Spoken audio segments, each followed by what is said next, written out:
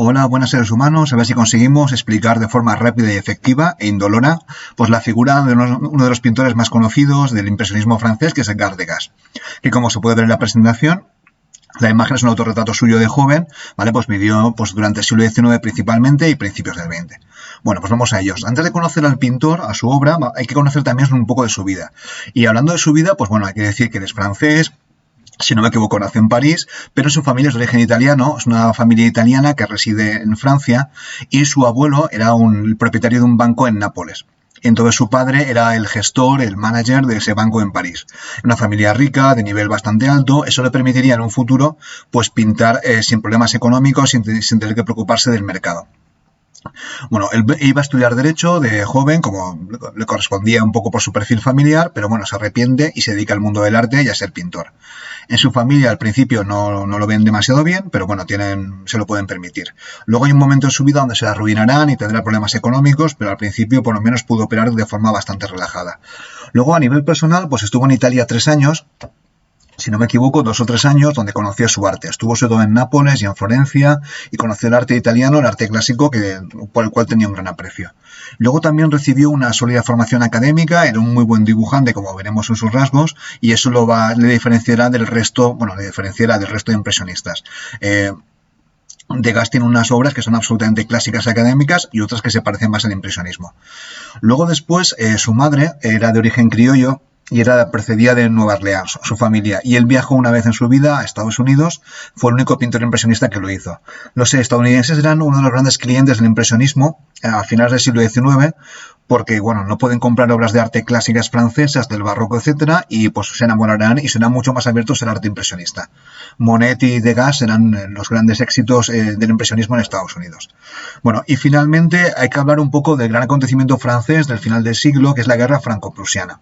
Así, de forma rápida y sencilla, fue un conflicto que tuvo lugar, Prusia invadió Francia, conquistó París y causó un trauma en la política francesa.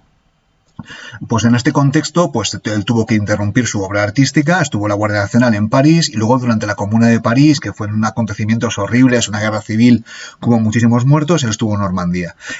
Como perfil personal tenía un perfil conservador, y eso al final de su vida pues le hará alejarse de dos impresionistas. Ahora hablemos de su arte. ¿Vale? Como pintor es un gran retratista, dibuja muy bien, tiene una formación clásica y podemos describirlo como un enamorado de la vida moderna. Una de las paradojas es que siendo uno de los pintores impresionistas más ricos, absolutamente burgués y elitista, él pinta con mucho cariño a la gente más humilde, sobre todo pues, las lavanderas o las planchadoras. Tiene una estética amable de voyeur. Voyeur significa que pinta a las personas desde una perspectiva cándida, en posiciones cotidianas, como bañándose, trabajando, etcétera, etcétera. Y además no eróticas, simplemente como si hubiera sacado una foto a escondidas. No es verdad, no la sacaba, sino simplemente tomaba un boceto, tomaba algunos trazos y luego lo completaba en su estudio. Al contrario que otros pintores, él lo pintaba en natural. Hacía pintura al plein air. Bueno, he comentado, es un buen dibujante, sus cuadros predominan mucho el color blanco, el gris, también utiliza la técnica del pastel, que es muy típica de Degas. Y luego los temas favoritos, aunque tiene muchos, son bailarinas, espectáculos nocturnos, las carreras de caballos. Como hemos comentado arriba, es un enamorado de la vida moderna. Hay que decir que el final del siglo XIX es una época muy, muy optimista. De hecho, se conoce en Francia como la Belle Époque, porque están llegando al mundo occidental pues, los inventos, como el teléfono, la luz eléctrica, la luz de gas. Los inventos son los avances médicos. Entonces, hay mucho optimismo en el ambiente. Y por eso es conocido como la Belle Époque. Y además París es la capital cultural del mundo, era uno de los sitios mejores para ser un artista. Y luego también, aunque no se aprecia directamente, se habla de una influencia japonesa, el arte del mundo flotante de Edo, de los samuráis de las geishas, que se conoce en japonés como ukiyo-e. Se aprecian las composiciones y las perspectivas. Aquí la idea es un pelín de historia. Japón se abre al mundo, estaba aislado en 1855. Entonces comienzan a llegar a Francia estampas japonesas donde aparece la perspectiva y la composición de una forma a la japonesa. Entonces les sorprende porque pintores acostumbrados a pintar la perspectiva y la composición de una determinada forma académica, los japoneses les demuestran que se puede hacer de otra forma. Con lo cual, pues uno de ellos era Degas, que en sus perspectivas y composiciones es muy original. Bueno, a partir de aquí vamos a ir un poco a su carrera artística, la formación. Como os he comentado, pues fue a Italia, estuvo un año y aquí tiene pues un retrato de la familia Belelli, que eran familia suya, que como se puede observar es un retrato absolutamente académico, un dibujo perfecto, espectacular, no son muy expresivos y bueno, pues ahí está una obra inicial de Degas. En estos momentos no se le puede definir como impresionista ni de casualidad, aunque bueno, es una obra, en mi opinión, bastante correcta. Aquí se puede ver en la parte del fondo, pues eso, el patriarca de la familia, que se puede ver, es una estampa cotidiana, ¿no? Un retrato que le piden, un retrato colectivo de la familia, que aparte eran familias suyos, una familia burguesa. Luego después tiene algunas obras de esta etapa que tocan los temas clásicos y comienza a ser un pelín más original. Aquí el dibujo está mucho menos definido, entonces es un mito, ¿no?, sobre los jóvenes espartanos peleando. Se supone que los jóvenes espartanos pues les quitaban de sus familias, ¿no?, y practicaban para ser guerreros toda su vida, que están un poco peleando y utiliza el desnudo clásico. No es una obra que tuviera demasiado éxito. En estos momentos, Degas es todavía joven, intenta un poco triunfar como triunfaban los pintores, que es presentando cuadros a los salones que en estos momentos gobernaba Napoleón III. No tuvo demasiado éxito y habrá un momento en su vida donde decida no presentarse más. Bueno, esto es una obra de primera etapa y luego también otras obras de primera etapa pues son las carreras de caballos. Uno de los pasatiempos favoritos de la burguesía pues era asistir a los hipódromos de caballos donde se observan las carreras y aquí los pinta pues una especie de parada. Es muy curioso porque en estas obras todavía no sabían pintar, no tenían cámaras de vídeo para ver cómo corren los caballos y el tema cuando les es complicado pintarlos en movimiento. Aquí hay un caballo que se ve que está un poco así expandido. Esto es muy típico de las pinturas de cuando representan a los caballos. Bueno, pues estas son unas pinturas antes de que llega la guerra franco-prusiana. Y luego también en esta etapa, antes de que llegue, pues comienza a pintar lo que se llaman las planchadoras. Aquí tenemos pues mujeres humildes planchando. Aquí hay un retrato, aquí hay una imagen en postura pues de voyeur, ¿no? Una postura como una fotografía cándida que se le toma a la mujer trabajando. Son pintadas de forma naif, cándida, no de forma honorable o heroica como pintaría Daumier, sino que son gente humilde. Entonces, estas son las planchadoras, pues es un oficio que había en esta época. Las planchas de hierro, pues las calentaban en ascuas y luego pues planchaban la ropa. Un trabajo muy humilde. Luego después, a partir de finales de la década de los 60, en 1870, comienza a pintar bailarinas. Entonces, pintará bailarinas desde 1869-70 hasta el final de su vida. Entonces, antes de empezar, me gustaría explicar el contexto de las bailarinas. Este es el Palacio de la Ópera, hecho por Garnier durante época de Napoleón III. El Palacio de la Ópera era uno de los edificios más espectaculares de París, ¿no?, donde había un montón de espectáculos de teatro y de bailarinas. Entonces, estas bailarinas actuaban aquí, eran muy jóvenes y era un espectáculo para la burguesía. La burguesía se vestía con sus mejores galas, iban allí a ver el espectáculo y bueno, y también hacían espectáculos de danza. Entonces, Degas asistía a estos espectáculos y pinta a las bailarinas de una forma, como hemos mostrado antes, cándida, amable, como de un voyeur que las observan escondidos. Bueno, también pinta la orquesta. Aquí, por ejemplo, en estas obras el dibujo académico es absolutamente espectacular, ¿no? El dibujo está muy bien perfilado y luego después las bailarinas en el fondo están mucho más abocetadas, con un estilo ya que recuerda un pelín al impresionismo. Son cuadros espectaculares y si os fijáis aquí estamos en la época de 1870, 1871. Estamos un poco antes de empezar la guerra franco-prusiana. Estas obras se hacen un poquito antes. La guerra empezará en julio de ese mismo año.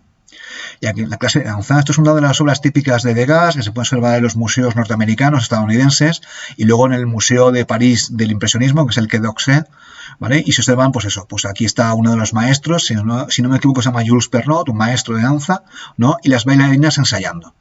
Aquí pues, se puede observar composiciones originales, es una postura cotidiana, los colores bastante ocres, los colores blancos, los tutús y las bailarinas observadas en posición de ensayar. Es una especie de clase y las bailarinas están allí.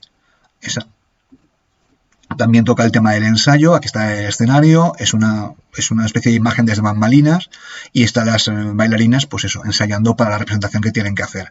Si notas la postura cotidiana, aquí hay una bailarina, pues bostezando, cansada, porque ese espectáculo requería una cantidad de tiempo y de trabajo increíble, ¿no? Y la representa, pues en postura, pues cándida, no de un punto de vista forzado o espectacular o romántico. Bueno, ahí tiene más clases, bailarines verdes, a la izquierda, que es posterior, y luego la más conocida, que es la clase de danza.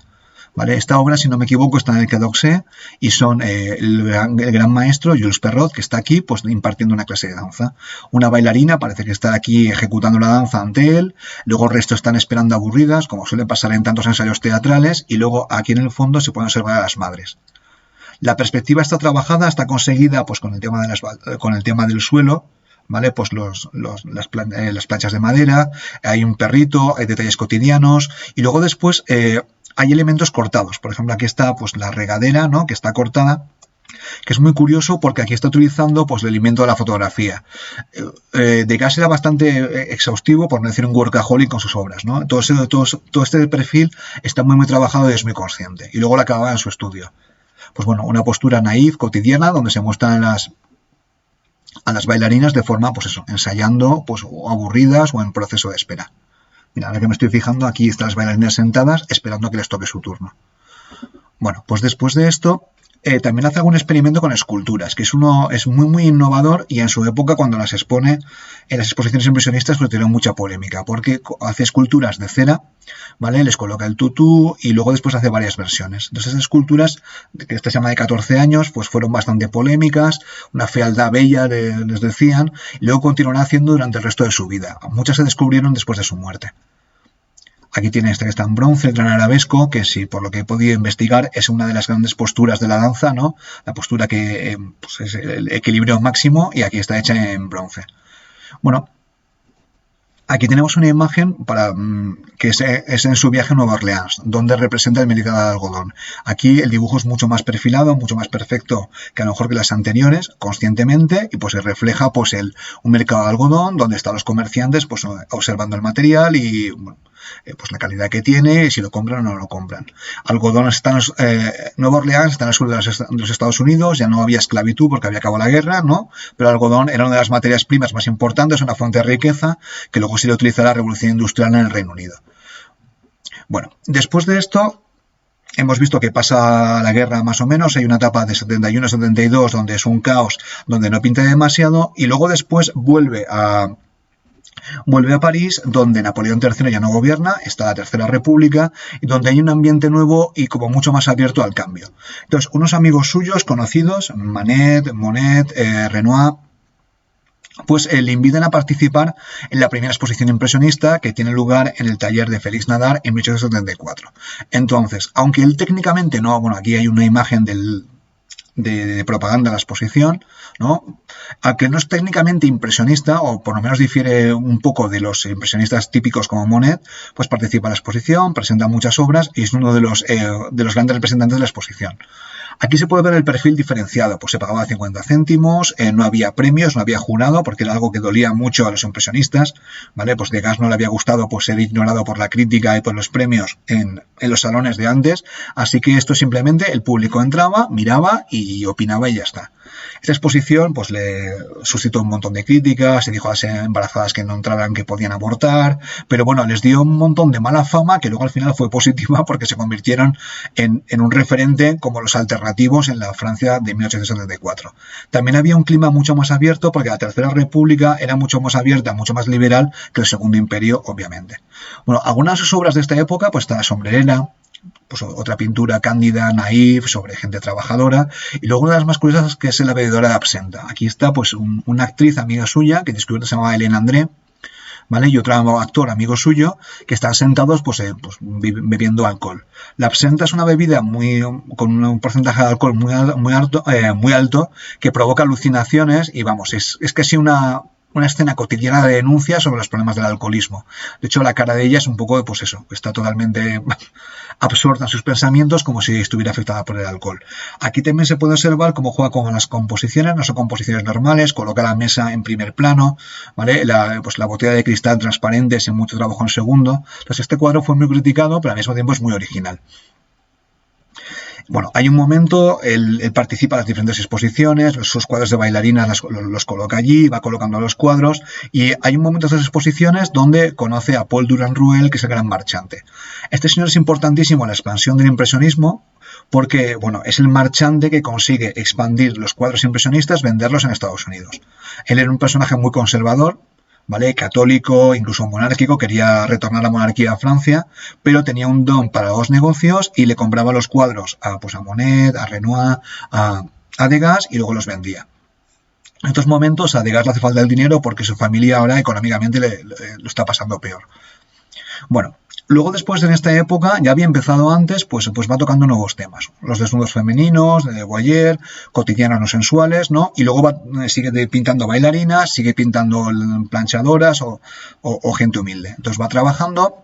Esta es una de las típicas imágenes pues de mujer bañándose de esta época. Aquí la composición es absolutamente de influencia japonesa, es una perspectiva casi abatida, la composición es extrañísima y es una mujer pues tomando un baño desde un punto de vista absolutamente novedoso. Aquí el dibujo todavía se ve bastante bien, pero es muy típico de Degas. Pues tiene otros que va trabajando también con la técnica del pastel, mujeres saliendo del baño, pues lo mismo, en posiciones cotidianas, ahí cándidas, y una cosa curiosa es que no tienen ninguna connotación erótica, simplemente son posturas cotidianas. Además de bañándose, pues peinándose. Desde la espalda, hombros anchos, y aquí también pues trabaja con los colores muy típicos de Degas. Bueno, al final de su vida, y voy a concluir ya, pues tiene un problema de visión, se queda casi ciego, luego se queda ciego, su producción declina y luego además se ve es una fotografía de 1895, luego después además se enfada con el mundo porque en estos momentos en Francia tiene lo que se llama lo que se conoce como la Affaire Dreyfus. Lo explico rápidamente. Era un oficial militar de origen judío que se le acusa de espionaje y la mitad de Francia quiso defenderlo, por ejemplo Zola, y la mitad de Francia pues quiso condenarlo. En el caso de Degas se puso en contra de Dreyfus, era anti-Dreyfus, como corresponde a una persona conservadora, con lo cual se enfada con el mundo, con Marie Cassatt, con sus amigos y se aisló cada vez más. Y bueno, además como se estaba quedando ciego, pues eso añadió que pues, se relacionara mucho menos, tiene algunas obras y son muy originales, pero aquí el problema de la ceguera probablemente tenga bastante que ver. Y luego básicamente, aunque vive hasta 1917, pues deja de pintar y de hacer obras. Continúa haciendo obras escultóricas que luego después pues las pasarían al bronce. Vale, pero la idea es que su producción declina absolutamente a partir de 1895-1900. Bueno, pues con esto espero haber explicado a Degas de forma rápida y sencilla y acabé con esto. Hasta luego.